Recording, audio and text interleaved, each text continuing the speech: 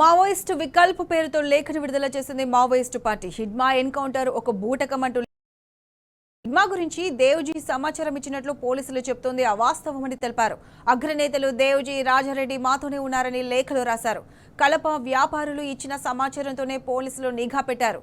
చికిత్స కోసం విజయవాడ వచ్చిన హిడ్మాను పోలీసులు సజీవంగా పట్టుకున్నారు. మారేడుమిల్లిలో హిడ్మాను ఎన్కౌంటర్ చేశామని పోలీసులు చెబుతున్నది ముమ్మాటికి అవాస్తవమని తెలిపారు.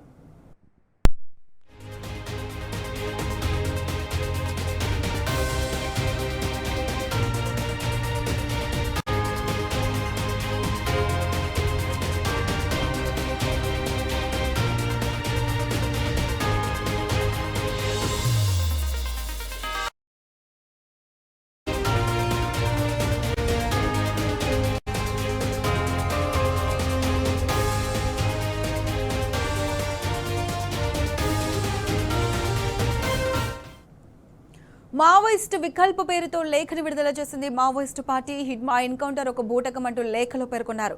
హిడ్మా గురించి దేవ్జీ సమాచారం ఇచ్చినట్లు పోలీసులు చెబుతోంది అవాస్తవమని తెలిపారు.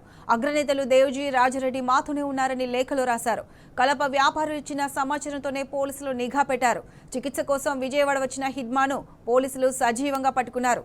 మారేడుమిల్లిలో హిడ్మాను ఎన్కౌంటర్ చేశామని పోలీసులు చెబుతున్నది ముమ్మాటికి అవాస్తవమని తెలిపారు.